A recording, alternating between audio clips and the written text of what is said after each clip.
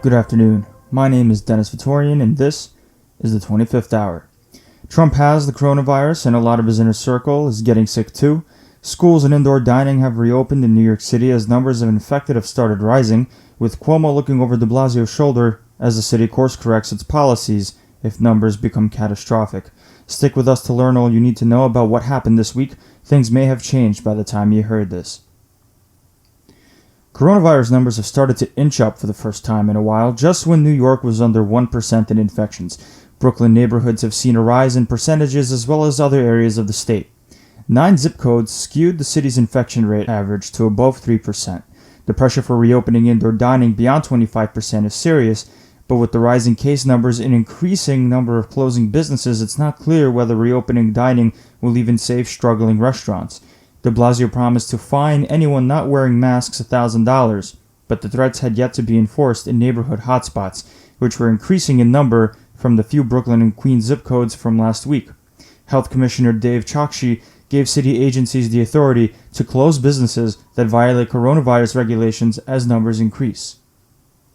The Principals Union held a vote of no confidence against de Blasio and DOE Chancellor Richard Carranza, asking Cuomo and the State Education Department to take over city schools to right the ship. The cost of additional substitute teachers to supplement staffing levels went from $2 million to $48 million this year. De Blasio continues to get criticism for his leadership, with reporting by the Wall Street Journal pointing out that de Blasio commissioned a bunch of committees for the purpose of giving him advice on how to navigate the city's bureaucracy under coronavirus, and then when committee reports came out, de Blasio ignored them. Students returned for in-person instruction this week in the midst of rising infection numbers throughout the city. A note: if the 7-day average stays at 3%, schools are going to close. The United Federation of Teachers urged de Blasio this week not to close the schools in the neighborhood seeing increased infection rates, and the city's teachers union are still saying they don't have enough teachers to lead in-person instruction, with the mayor refusing to say how many teachers he has hired so far to address the issue. Even the city's plan to randomly test students won't be able to catch outbreaks before they erupt, according to the New York Times. The John F. Kennedy Jr. School in Elmhurst, Queens, a school for students with complex disabilities, became the first school to close until October 13th because there were at least 2 cases confirmed. The Gotham Gazette also took a look at how the pandemic has affected the CUNY system. With budget cuts, less students enrolled, in a 98% remote learning environment. As we'll mention a bit later, the city received a credit downgrade by Moody's, one of the agencies that measure an entity's credit worthiness, and there are still discussions going on about how to save the city's budget deficit. One of the possible revenue streams that de Blasio has left untouched are uncollected fines on quality of life violations due to another effect of the pandemic: bureaucratic slowdowns. Schools aren't the only thing that have reopened at limited capacity this week. Indoor dining has reopened with 25% capacity and many rules. All diners must have their temperatures checked at the door. One person has to provide contact information for contact tracing. There's no service allowed after midnight, no bar service. Masks must be worn everywhere but the table, and there must be enhanced air filtration and ventilation inside. On Saturday evening, diners and onlookers were aghast when they observed police officers charging at a group of people standing in the West Village, arresting and injuring people in a flurry of chaos and receiving criticism for using unnecessary force.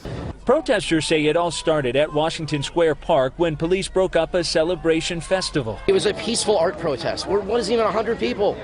We were trying to just bring the joy and the love that this community has brought out to the people. But police say a DJ had an amplified device in the park, which is a violation.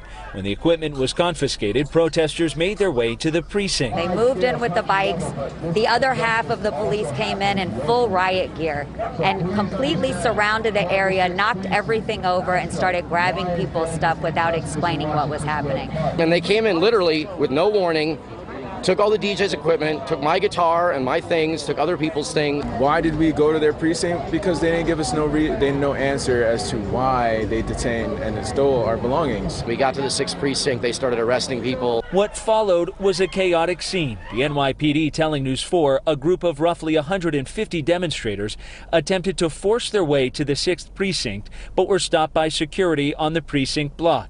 They moved to Hudson Street and blocked traffic. After multiple warnings to clear the sidewalk, officers took 12 individuals into custody. We stood on the sidewalk and we stood out the way of pedestrian traffic. And still, they came, they blocked all intersections, and they targeted it. They targeted the main organizers to be able to disperse the crowd. But protesters tonight outraged by the officers' actions. They're calling for the release of their equipment. Our message today is for local justice now.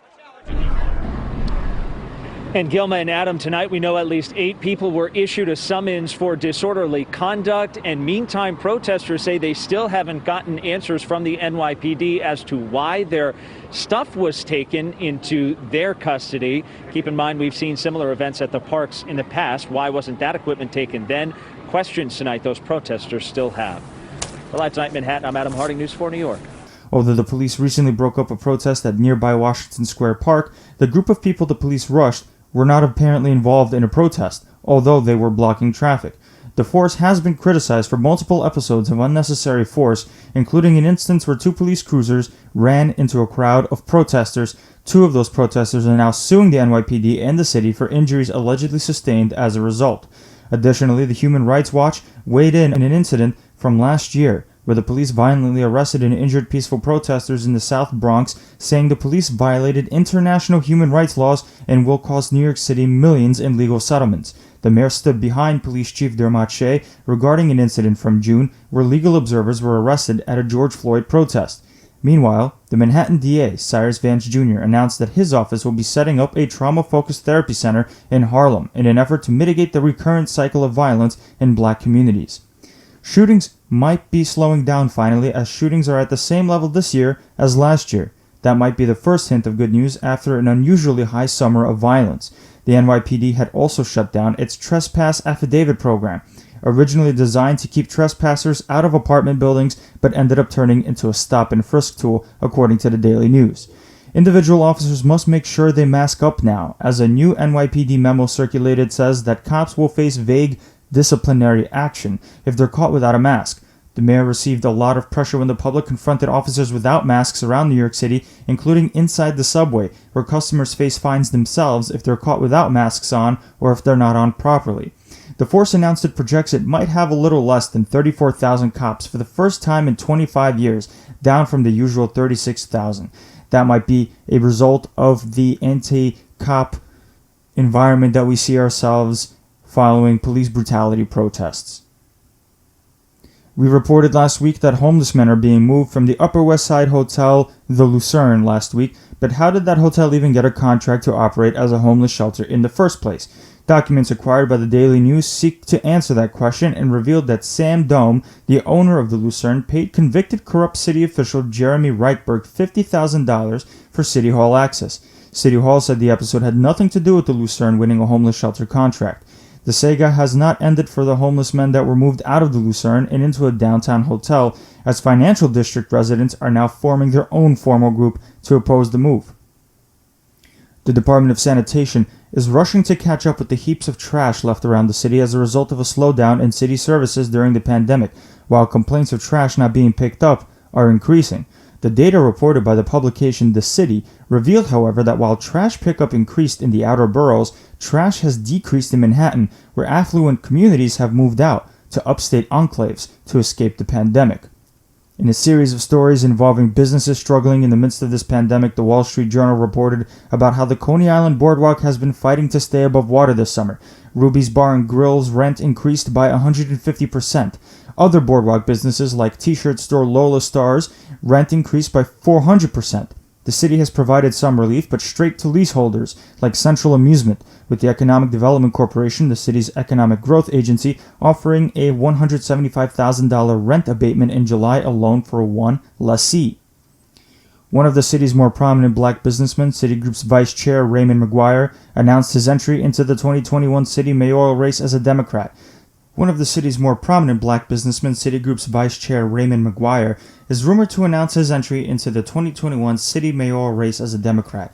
1010 Wins reported that McGuire recently co-wrote a report pointing out the cost of racial discrimination on the economy, as well as McGuire's vocal advocacy following the death of George Floyd. Pundits say that McGuire would run as an economic centrist, but has the weakness of being tied to Wall Street. McGuire has recently asked tech executive Charles Phillips to be his advisor if he does announce a run. In the meantime, mayoral candidate Maya Wiley has hired Elizabeth Warren's advisor Maya Rupert to manage her campaign.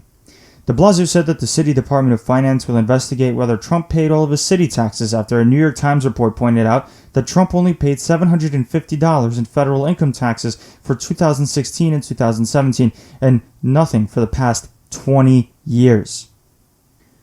The New York City Council Ethics Committee recommended the expulsion of Councilmember Andy King, who represents Northeast Bronx, for harassing staff, asking for a $2,000 kickback from public funds, abusing and ignoring the monitor set up for him, and not paying his original ethics fine and not doing sensitivity training. As the council is set to vote to expel King from the council, King's lawyers say they're exploring their client's legal options. They're also recommending expulsion from the council? Are you serious? The Bronx lawmaker stood quietly alongside his attorney, Joey Jackson, at a news conference Friday outside of his office. His attorney calling the allegations against the councilman character assassination. I would ask that the state attorney general investigate this process. I would ask that the state attorney general look at these transcripts and look at what the findings of this committee were. Richie Torres, the openly gay black councilman representing Central Bronx, is set to cruise to victory on Election Day, becoming the congressman representing the South Bronx, one of the more impoverished areas in New York City. A report from the city's SAOLHMC shows that the Bronx is also suffering from a poor environment, with pollution around the Cross Bronx Expressway linked to a risk of death when combined with the pandemic. Environmental racism is also being raised following the Brooklyn Eagles report about a pipeline being laid in Brownsville, Brooklyn. Mayoral candidate and Brooklyn Borough President Eric Adams spoke out against the National Grid pipeline. De Blasio's former aide Lincoln Ressler announced his candidacy for Steve Levin's seat in Williamsburg and Greenpoint, Brooklyn, promising a rental vacancy plan which would limit the rent landlords charge for empty commercial and residential spaces. Ressler also attacked his old boss, saying de Blasio's housing plan was just a continuation of Bloomberg's. Ressler will have his work cut out for him as 8 other candidates are running to replace the term-limited Levin. City Council candidate Tricia Shimomura came out with legislative proposals to end disparities in prenatal treatment, managing to get more than 40 other female council candidates to sign on. Shimomura is running for the council's 5th district seat, which encompasses the Upper East Side, Ben Kalos' current seat. Kalos is term-limited and won't be on the ballot next year. Mark Levine, the councilman representing parts of northern Manhattan, has been running for Manhattan Borough President for next year's citywide elections, facing 4 other candidates. This week he received endorsements from Councilwomen Carlina Rivera and Assemblywomen Catalina Cruz and Carmen De La Rosa. Rochester Mayor Lovely Warren installed the city's first black female leader in Rochester's police department. Cynthia Harriet Sullivan was a former lieutenant in the Rochester PD and is now its interim police chief. The city is still reeling from the death of Daniel Prude, a mentally challenged black man who was killed under police custody.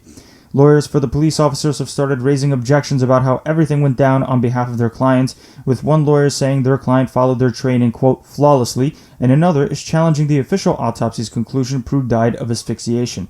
Protesters still want Mayor Warren to step down, and despite her refusing to do so, has now added more to her worries in the form of 2 felony campaign finance indictments related to her 2017 re-election campaign. Adding to the list of abandoned transportation projects is a high-speed Staten Island busway, which aimed to shorten Staten Islanders' commutes and reach transportation deserts on the island borough. For the first time, Governor Cuomo delayed pay raises for 80,000 state workers for 90 days, according to the Civil Service Workers Union. The state's budget crunch keeps collapsing state policy goals, such as a bipartisan commission meant to examine redrawing district lines to combat gerrymandering. Cuomo continues to ignore requests to provide the commission with money to operate and hire staff, according to the Times Union. Meanwhile, State Comptroller Thomas DiNapoli released an audit showing 100,000 jobs will be lost in the next 6 months, and a third to a half of New York City restaurants and bars will close. Robert Mujica, the state's budget director, said that even as Cuomo has saved the budget a little bit, there are still billions of dollars unaccounted for in the state budget. New York City and New York State received a credit downgrade by Moody's Investor Services on Thursday. The Board of Elections was in the news this week with good and bad moves weeks away from the presidential election. The State Board of Election redesigned absentee ballot envelopes to clearly mark where a voter needs to sign their ballot in order to not get their vote disqualified. The number of New Yorkers requesting absentee ballots has increased by 142%, according to the Buffalo News. The City Board of Elections, on the other hand, erroneously sent voters absentee ballots that had the wrong names and addresses written on envelopes inside, a concerning development as the election is so close. New York City Board of Elections Executive Director Michael Ryan blamed the issue on a printing error that caused shockwaves through the system. Reporting by the New York Post detailed how the BOE failed to keep track of computer tablets, train staff, and transmit unofficial results in March's election. New York is also known for its minor parties like the Working Families Party, and they are facing a higher bar to stay on the ballot. In order to stay on the ballot now, a minor party's presidential candidate has to get either 130,000 votes or 2% of the total vote, whichever is higher. After all is said and done, get this, the city BOE Executive Director Michael Ryan said that the results in New York City may not be known until mid-December. Please don't forget that early voting is available in New York in select polling places starting from October 24th. Look up your early polling place on voterlookup.elections.newyork.gov. Cuomo announced that evictions would be deferred again until January 1st, but information is vague as to whether the protections are for tenants or landlords, as the language of Cuomo's order hadn't been provided at the time of its announcement. Cuomo had originally promised a comprehensive eviction moratorium, but attorneys suggested that there are enough loopholes such that tenants are still in danger. Municipalities are offering grants to renters and mortgagors, like Erie County, which is offering grants totaling $10 million. New York State's pink tax went into effect this week, which prohibits sellers from charging different prices for items meant for different genders. According to a study by the Department of Consumer Affairs, women paid an average of 7% higher for items like personal care items, clothes, and toys. Sellers still charging higher for substantially similar items face a $500 fine. Attorney General Letitia James announced that she is suing New York Sports Club, alleging that the gym did not make good on its promise not to continue charging its members monthly fees despite the pandemic, keeping people away. Governor Cuomo promised to work with the Orthodox Jewish community to stem coronavirus numbers in their neighborhoods. The Orthodox Jewish community has been coming under fire in the media for continued mass gatherings, such as weddings and funerals with no social distancing or wearing of masks, eventually leading to increased COVID infection numbers in their neighborhoods. This might be an area for Cuomo to ask the city to improve, as the Test and Trace program has fewer than 6 Yiddish speakers, according to the New York Post. In a city council hearing, City Department of Health officials promised they are seeking to hire 21 new employees that can speak Yiddish, Hebrew, and Russian. At the same time, the State Liquor Authority had been instructed to go after restaurants and bars that have violated COVID rules, including Orthodox Jewish neighborhoods, according to the Times Union. The Diocese of Rockville, Long Island, which leads a massive community of Roman Catholics, has announced that it has filed for bankruptcy following 200 lawsuits alleging sexual abuse. It is the largest Roman Catholic diocese to file for bankruptcy in the United States. Cuomo promised to fine local counties and municipalities for failing to uphold COVID requirements, such as wearing masks. The numbers are continuing to go up in many of the zip codes. That means, by definition, compliance is not where it needs to be. The governor says he's now going to enforce Section 16 of the health law, which will allow him to fine the city $10,000 for violations. And if the local governments don't step up to compliance, they will actually be in violation of the law and they can be fined. Since New York has started being affected by the coronavirus, Cuomo has consistently received high marks from the public for his handling of the pandemic, even as some say his nursing home policy should be bringing them down. State of Politics reported that voters support Cuomo's handling of the pandemic 73% to 24%, which includes 71% of upstate voters and 66% of independents. Cuomo sees a 59% favorability rating, down from 65% in June. As we mentioned a bit later, Trump is now being hospitalized for coronavirus. One of the last things he did before he was admitted into Walter Reed was approving relief for New York for damage caused by Tropical Storm Isaias in July. Governor Cuomo said he is sending a New York Cares Get Well package to Mr. and Mrs. Trump and pointed out his gratitude that the president continued to work even while battling the virus, approving a $35 million Tropical Storm Isaias disaster declaration. The governor said the funding will allow the state and local governments to respond to the need and storm recovery. He added, "I am grateful for the federal assistance and the speedy resolution." Moving on to Albany, State Senator Neil Breslin is set to chair a special committee in the legislature examining the influence of race on insurance policies and how they're set, such as in the use of zip codes or education levels, leading to biased outcomes. State Senator Brad Hoylman, who represents Manhattan, called on Dermot Shea, the NYPD chief, to tell his cops to be good examples and start wearing masks in public as well. Senate Republicans pitched their own election reform plans, including voter ID laws, repealing public financing of campaigns, and a faster way to remove dead voters from the voting rolls. Considering the lack of Republican power in the state legislature, the measures were rolled out before the election to remind the Republican base in New York that conservative lawmakers still exist. State Senator Jamal Bailey was officially chosen as the new Bronx Democratic Party chair, a victory by Assembly Speaker Carl Heastie. He replaces Assemblyman Marcos Crespo, who served as Bronx Dem party boss for 5 years before resigning in June. Assemblywoman Joanne Simon began her candidacy for Brooklyn Borough President, attempting to become the first woman in that office. Simon receives competition from two local councilmen, Robert Corneghi Jr. and Antonio Reynoso. Rumors are that Charlene McCray, de Blasio's wife, is also plotting an entry into the race. The election for citywide offices is November next year. There are a couple of state court cases this week. A new safety report by CrowdRx, the company that assesses the safety of facilities that attract large groups of people, said that New York City courts still pose a severe risk to the public and court staff that they can become infected with coronavirus. Masks aren't properly worn, toilets don't have lids, people are herded into poorly ventilated areas, and window shields are poorly installed. The report also comes out on the heels of Cuomo announcing budget cuts to the state court system, with Chief Judge Janet DeFiore saying courts had to terminate 46 judges in order to stay fiscally responsible. $300 million was slashed from the court budget. Following a massive 2-year wiretap investigation in Suffolk County, Long Island, 11 construction union officials were indicted by federal authorities on racketeering, bribery, and fraud charges. Moving on to President Trump. President Trump tested positive for coronavirus. The news developed first through Bloomberg News, who reported that Trump's close aide Hope Hicks tested positive for the virus, with Hicks having worked closely with Trump for the entirety of the week. Following that news, Trump and First Lady Melania Trump got tested right away, with a positive result emerging soon after. The White House physician reported that the couple had mild symptoms, while reporting came out after that more officials were testing positive after they've hung around the president, including Republican National Committee Chair Ronna Romney McDaniel, Senators Mike Lee and Tom Tillis, former advisor Kellyanne Conway, and campaign manager Bill Stepien, who all attended the Supreme Court nomination speech at the White House. 11 positive cases had been traced to the first presidential debate, according to city officials in Cleveland where the debate took place. Vice President Mike Pence and his wife Joe and Joe Biden and the president's youngest son Barron Trump tested negative. Trump ended up traveling to Walter Reed Medical Center as a precautionary measure, according to the White House, but reporting from sources familiar with the situation say that Trump was suffering from a fever, congestion, and coughing, and the White House physician disclaimed Trump was taking an experimental drug cocktail by the company Regeneron, as well as vitamin D, melatonin, aspirin, and Pepcid. Biden had wished Trump and the First Family well and promised to drop any negative campaigning, despite Trump's campaign refusing to do the same. Trump and Biden had their first debate this past Tuesday with a consensus that it was hard to watch. Both men interrupted the other, little substantive talk of policy happened, and Chris Wallace faced massive difficulty controlling President Trump, who would try to run roughshod over Biden. I want to make sure... Graduated last in your class, not first in your class.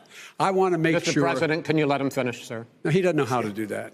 He has... You'd be surprised. You pick You'd be surprised. the wrong guy, the wrong night at the wrong time. Listen, did you use the word smart? You graduated either the lowest or almost the lowest in your class. Don't ever use the word smart with me. Don't ever use that word. Vote now. Are you going to pack the Make court? sure you, in fact, let people know He doesn't want you're a to answer the senator. question. I'm not going to answer the question Why because wouldn't you answer that because question? the question is the Supreme Court justice, radical left. Will you shut up, man? Listen, who is on your list? You folks at home, how many of you got up this morning and had an empty chair at the kitchen table because someone died of COVID? How many of you were in a situation where you lost your mom or dad and you couldn't even speak to them? You had a nurse holding a phone up so you could, in fact, say goodbye. You would have lost far more people. This is the same man It's who all told set you up. by Easter this would be gone away. By the warm weather, it'd be gone. Miraculous, like a miracle. And by the way, maybe you could inject some bleach in your arm, and that would take care of it. This is the same man. That was said sarcastically, That was and you know that. I 40,000 people a day are contracting COVID. In addition to that, about between 750 and 1,000 people a day are dying. When he was presented with that number, he said, it is what it is. Well, it is what it is because you are who you are. He knew all the way back in February how serious this crisis was. He knew it was a deadly disease. What did he do? He's on tape as acknowledging he knew it. He said he didn't tell us or give people a warning of it because he didn't want to panic the American people. You don't panic. He panicked. And even the people who testified under oath. So let me ask you this. No, go ahead, Mr. I'm listening to you. Wait a minute. You get the final word, Mr. Well, it's hard to get any word in with this clown. Excuse me. Hey, let me just say to you. But are you willing tonight to condemn white supremacists and militia groups and to say that they need to stand down and not add to the violence in a number of these cities, as we saw in Kenosha and as we've seen in Portland. Sure, Are you I'm prepared willing to do specifically that, do it? Well, go ahead, sir. I would say almost everything I see is from the left wing, not from the right wing. So what are you saying? I'm willing to do anything. I want to see peace. Then do it, sir. Say it. Do it. Say it. Do you want to call him? What do you want to call him? Give me a name. Give me a white name. Supremacists and Who would white you like me to condemn? White supremacists and right Proud Boys. Stand back and stand by. But I'll tell you what. Somebody's got to do something about Antifa and the left, because this is not a right-wing problem. This is a left-wing. Director this is a left-wing problem. My son was in Iraq. He spent a year there. He got the Bronze Star. He got the Conspicuous Service Medal. He was not a loser. He was a patriot, and the people left behind there were heroes. Really? And I resent. Are you talking about Hunter? Are you talking about Hunter? I'm talking about my son, Bo Biden. You're talking about. I don't know Bo. I know Hunter. Yeah, Hunter got thrown out of the military. He was thrown out, dishonorably discharged. That's not true. He wasn't dishonorably. Cocaine use. And he didn't have a job until you became vice president. And once you became vice president, he made a fortune in Ukraine, in China, in Moscow, that is simply and various not other places. True. He made a fortune. My son. And he didn't have a job. My son, like a lot of people we know at home, had a drug problem. He's overtaken it. He's fixed it. He's worked on it. And I'm proud of him. But why was he given tens of millions? Mr. President, your campaign agreed to both sides would get 2-minute answers uninterrupted. Well, your side agreed to it, and why don't you observe what your campaign agreed to as a ground rule, okay, sir? He never keeps his word. What he's going to do is going to create thousands and millions of jobs, good-paying jobs. But let him finish, sir. He doesn't know how to do that. $100 billion. Trump, you I'm go first. urging my supporters to go into the polls and watch very carefully, because that's what has to happen. I am urging them to do it. But I hope it's going to be a fair election. If it's a fair election, I am 100% on board. But if I see tens of thousands of ballots being manipulated, I can't go along with that. Here are some key moments from the debate. Biden and Trump hurled personal insults at one another, including Biden asking Trump to shut up. Trump refused to unequivocally condemn white supremacy and falsely said it wasn't a right-wing problem. Trump said he was counting on a Barrett-seated Supreme Court to examine the presidential election results. Biden told the American people not to trust Trump on a vaccine, Biden's distancing from the progressive left, and that the debate was generally hard to watch. The Commission on Presidential Debates announced that they were going to change certain rules, exploring options such as time limits for answers and whether mics can be muted to avoid interruptions. The president traveled to Minnesota a day later, campaigning in the form of his infamous rallies. Trump returned to the White House just minutes before the government was set to shut down, signing a bill passed by Congress. Biden also resumed campaigning, chartering an Amtrak train, stopping at Ohio and Pennsylvania, and later in the week reversed course and announced that his team will begin door-to-door campaigning after all. Trump kept getting hit in the media for not condemning white supremacy, and the next day told the same group mentioned in the debate, the Proud Boys, to let law enforcement do their job, and said that he apparently never knew who they were. I don't know who the Proud Boys are. I mean, you'll have to give me a definition, because I really don't know who they are. I can only say they have to stand down, let law enforcement do their work. Law enforcement will do the work more and more. As people see how bad this radical liberal Democrat movement is and how weak, the law enforcement's going to come back stronger and stronger. But again, I don't know who Proud Boys are, but whoever they are, they have to stand down, let law enforcement do their work. Trump then went on to Sean Hannity's Fox News show and said, I have to say, I've said it many times, and let me be clear again, I condemn the KKK. I condemn all white supremacists. I condemn the Proud Boys.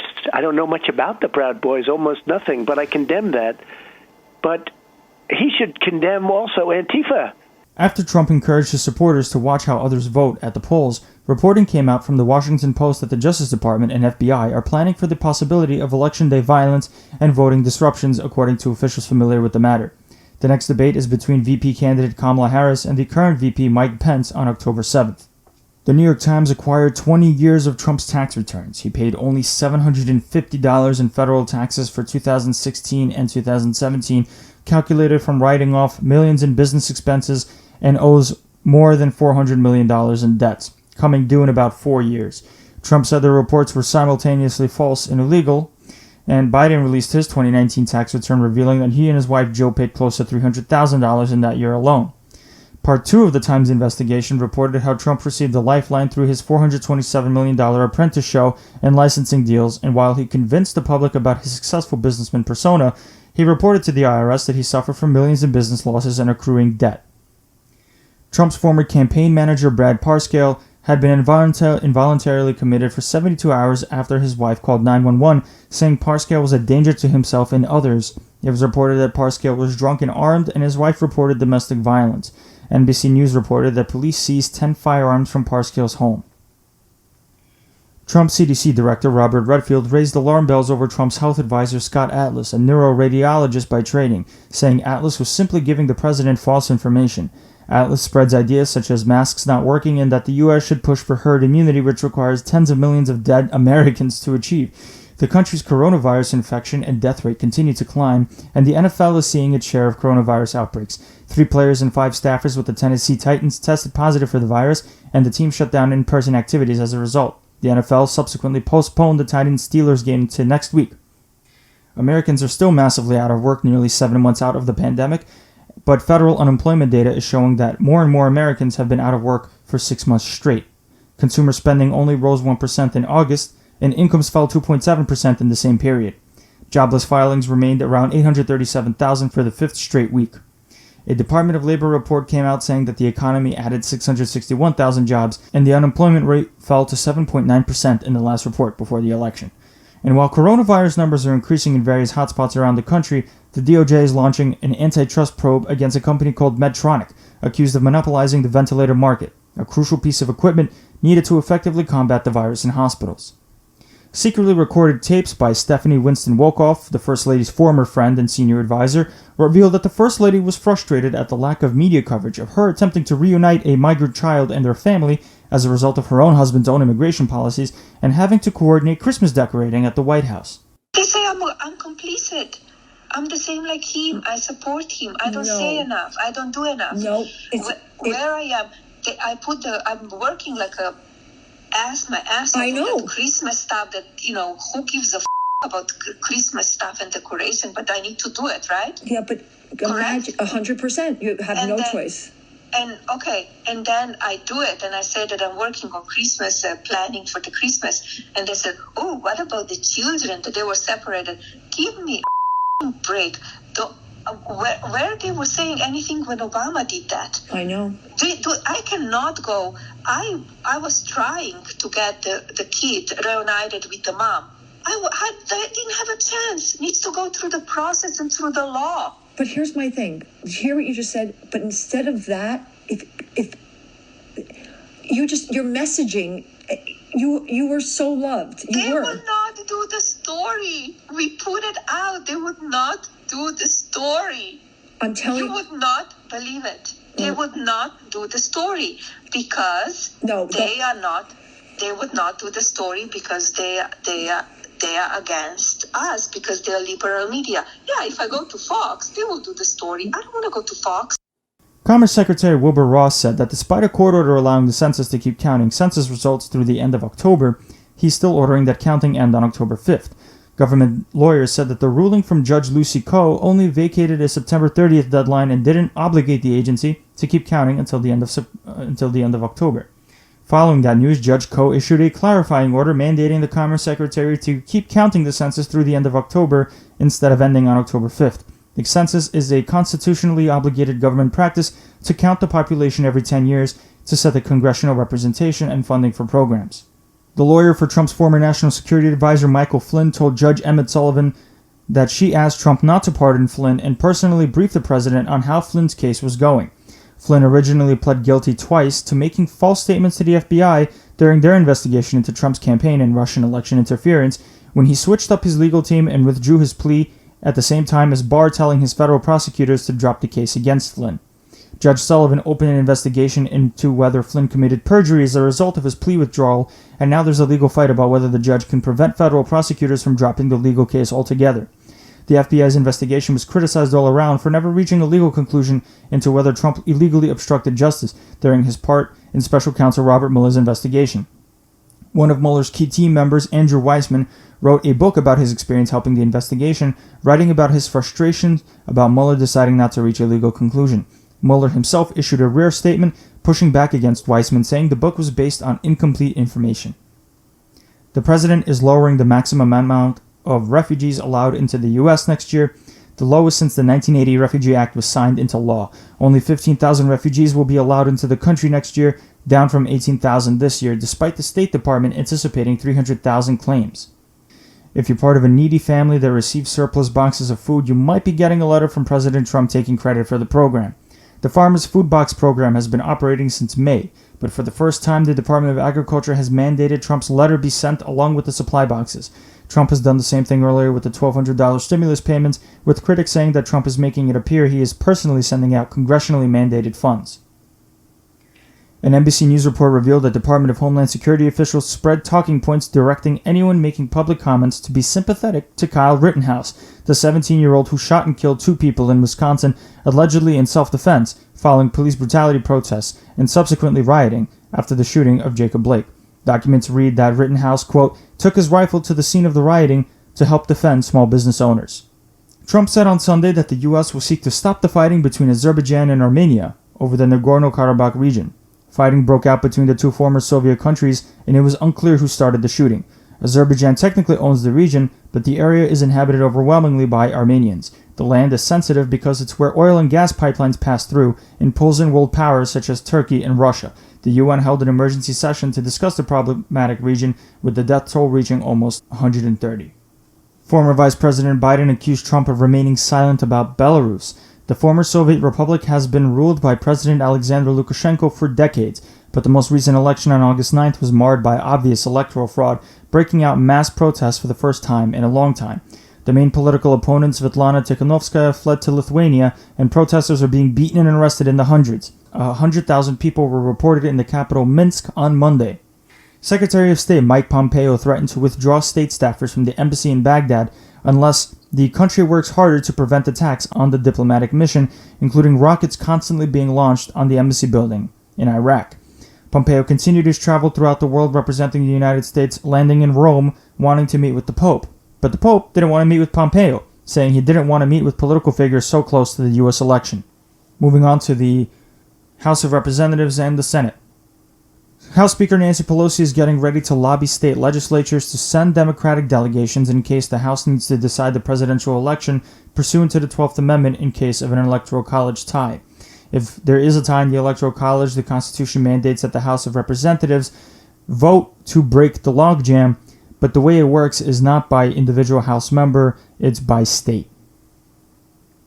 South Brooklyn and Staten Island's Congressman Max Rose is facing an election challenge against former mayoral candidate Republican Nicole Maliotakis, but now has to worry about her getting help from the owner of the New York Knicks, James Dolan, all because Rose talked smack about the Knicks. Democrats passed a new coronavirus relief package, this time scaled down to $2.2 trillion from their initial $3.4 trillion ask, which was originally passed in May. The bill provides money for state and local governments, schools and child care, $1,200 stimulus checks, $600 a week unemployment assistance, money for testing, contact tracing, housing assistance, funding for the census, USPS, and elections. Compromises for Republicans include airline and restaurant industry relief to stave off layoffs. The bill has no shot in the Senate chamber, as Senate Majority Leader Mitch McConnell prioritized seating conservative federal judges next week. With the president now being hospitalized for COVID, the urgency to pass some sort of coronavirus relief has increased. In the Senate, the Senate Judiciary Committee scheduled Barrett's hearing on October 12th and 13th. If the timeline goes as smoothly as the Republicans hope it does, Barrett might be confirmed just before Election Day, and just in time for her to sit in a case involving the constitutionality of the Affordable Care Act. Senate Democrats don't have a lot of options because they simply don't have the numbers, and they're careful not to attack Barrett's Catholic faith, avoiding delivering one-liners for the Republicans, like Senator Dianne Feinstein's dogma quote when Barrett was interviewed for the 7th Circuit position. Why is it that so many of us on this side have this very uncomfortable feeling that, you know, dogma and law are two different things? And I think whatever a religion is, it has its own dogma. The law is totally different. And I think in your case, Professor, when you read your speeches, the conclusion one draws is that the dogma lives loudly within you. And that's of concern when you come to big issues that large numbers of people have fought for years in this country. But while Democrats tiptoe around Barrett's religion and Republicans put it on a pedestal, The Atlantic's McKay Coppins reported how Trump privately denigrates his religious supporters, calling pastors hustlers, and one in particular was full of shit, including how faith healings were some sort of racket. Barrett started to meet senators this week ahead of her confirmation hearing on October 12th, but some, like Senate Minority Leader Democrat Chuck Schumer, are refusing to meet with Barrett. NBC News reported on Thursday that Barrett failed to disclose signing her name on an anti-abortion ad in 2006, with the White House saying that since Barrett didn't write or edit the ad, she didn't have to disclose her signature. McConnell has said that Trump's COVID diagnosis did not affect Barrett's nomination timeline. Hours before a deadline which would have forced the government to shut down because funding would have run out to keep government programs and services afloat, the Senate approved a continuing resolution 84-10 to keep funding levels the same through December 11th. Trump signed the bill with minutes to go on Wednesday. The Senate Judiciary Committee grilled the former FBI Director James Comey on Wednesday in connection with the FBI's investigation into whether Russia interfered in the 2016 election. While Republicans continued attempts to establish the probe as corrupt, no evidence has emerged to truly prove that assertion other than revealing some episodes of incompetence, such as filing errors to the surveillance court asking for permission to monitor former foreign policy advisor to the Trump campaign Carter Page. Comey defended the FBI's work and overall integrity. The Senate Commerce Committee, chaired by Mississippi Republican Roger Wicker, subpoenaed the heads of Twitter, Google, and Facebook to examine questions of whether internet companies should remain legally immune from lawsuits involving the site's moderation of content posted by third parties. Trump has spearheaded efforts to end big tech's immunity from these lawsuits following a series of episodes involving Twitter and Facebook tagging his posts with fact checks. This might be the second time this year that the big tech CEOs appear before a congressional committee. Moving on to judicial news, the Supreme Court's 8 justices met privately on Tuesday to decide which cases they'll take on to the next docket.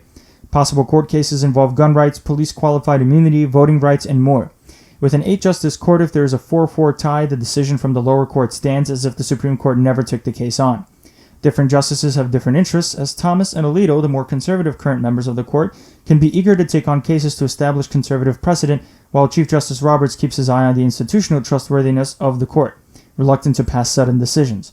The court announced it took on an Arizona voting rights case which claimed a policy that doesn't allow provisional ballots to be delivered outside of the voter's district disenfranchises Native Americans, Hispanic, and African Americans. Another case the court is taking on, FCC v. Prometheus, revolves around an FCC rule regarding cross-ownership of media. The Third Circuit had ruled against the FCC below. Other cases are Barr v. Dye, wherein an immigration court never explicitly made a ruling on an immigrant's credibility, creating a presumption issue, and BP plc versus Baltimore, a procedural case involving a lawsuit against an oil and gas company by the city of Baltimore. A third judge blocked the USPS from cutting deliveries before Election Day. D.C. District Judge Emmett Sullivan granted New York, Hawaii, and New Jersey's request to stop USPS Postmaster Louis DeJoy's reform efforts, which included removing sorting machines, limiting overtime deliveries, and decommissioning mailboxes. Judge Sullivan joined the Eastern District's Judge Bastian and the Southern District's Judge Marrero in issuing an injunction against the USPS. In Wisconsin, a battle in the courts involved the question of whether late ballots should be counted towards the election. Wisconsin Western District Judge William Conley originally allowed ballots postmarked by November 3rd to be counted if they were delivered late, but the 7th Circuit Court of Appeals overturned Conley's decision until they had more time to hear arguments. Hours later, however, the 7th Circuit decided to dismiss Republicans' requests to review the trial judge's order. Now, Wisconsin ballots postmarked by Election Day, but arrive as late as 6 days later, will be counted. D.C. District Judge Carl Nichols temporarily halted President Trump's order banning TikTok from the App Store, waiting for more time for lawyers to argue the constitutionality of the ban, and also giving TikTok more time to approve its new ownership involving Oracle and Walmart with its Chinese parent company ByteDance. D.C. District Court Judge John Bates ordered this week that the Trump administration broke open transparency laws when a commission put together by the president to examine policing in America placed only current and former law enforcement members on the panel and held closed meetings without advance public notice. The court further prohibited the commission from operating further until its entire membership changes, delaying the release of any report before November's election. Judge Eric Committee of the Eastern District of New York sided with Cuomo against opponents of rent reform, saying that the state has the power to pass rent regulations even if those regulations make real estate values fall. The Community Housing Improvement Program and Rent Stabilization Association, leading the opposition along with other individual landlords and management companies, vowed to appeal the ruling. The Northern District of California's Judge Jeffrey White issued a ruling against the Trump administration saying enforcement of a temporary visa ban put in place by executive order in June. Trump originally wanted to delay accepting new foreign workers' H-1B visas, among others, through the end of the year. Business-friendly plaintiffs won in the ruling, including the National Association of Manufacturers and the U.S. Chamber of Commerce. The disgraced former New York Congressman Chris Collins, who was convicted on insider trading charges, asked a Manhattan federal court to delay reporting to prison again, citing the pandemic, and suggested serving out his 26-month sentence at home. Collins was originally set to report to prison in April, but the court granted him a reprieve due to the coronavirus. And we end with national news. Shortly after the U.S. ramped through 200,000 coronavirus deaths, the global death count reached 1 million people. The U.S. now stands at 209,000 deaths and 7.36 million cases at the time of this recording. In New York, we stand at almost 32,800 deaths and 466,000 cases, and New York City sees most of those numbers with almost 24,000 deaths and 250,000 cases. The wildfires in California and other western states are still blazing through despite the efforts of firefighters to quell the flames. Thousands of people were forced to evacuate early this week, with new fires starting in Napa and Shasta counties. The town of Paradise, which was nearly destroyed in 2018 wildfires, was again called on to evacuate. And the Breonna Taylor case continues to gather headlines despite the Kentucky Attorney General Daniel Cameron saying that he didn't have enough legally to charge any of the officers involved in the episode with homicide. After a member of the grand jury convinced a judge to release the content of the grand jury proceedings, Attorney General Cameron asked for a week-long extension to redact personal information contained in the recordings, but only got 2 days from the judge. Once the grand jury recordings were released, it was revealed that there were conflicting accounts from the Attorney General, and grand jury requests for more information were never followed up on. Keep walking back, look backwards! The evidence presented about the deadly March 13th raid was released in 14 audio clips. In one, former Detective Brett Hankerson is heard telling investigators he thought they were being fired upon by an assault rifle. I saw immediate illumination of fire come, and what I saw at the time was a figure in a shooting stance, and it looked as if he or she was holding an AR-15 or a long gun, a rifle type gun. But Breonna Taylor's boyfriend, Kenneth Walker, only fired a single shot from a 9mm handgun. The grand jurors listened to a taped interview of Walker explaining officers indicated they may have raided the wrong house. They kept asking me, is there a white male in there? I'm like, no, there's not a white male in there. There's never been a white male in there. For the first time, we learned why there was no body camera footage of the raid itself. Detective Anthony James, who was wearing a body camera, explained why. It did not activate. I did it in the car, but it did not. I did not know that it did not activate. But he was rigged up, ready to go. But the recordings don't include jury deliberations or discussions of potential charges. Kevin Glogauer represents an anonymous grand juror who has concerns about the process. The full truth is not going to be on those recordings, and the Attorney General knows that.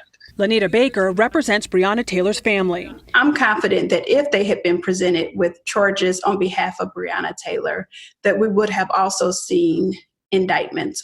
That's it for this week's show. Please make sure you rate, review, and share this podcast with your friends. The 25th Hour counts on your support in order to keep creating this podcast and more content soon to come.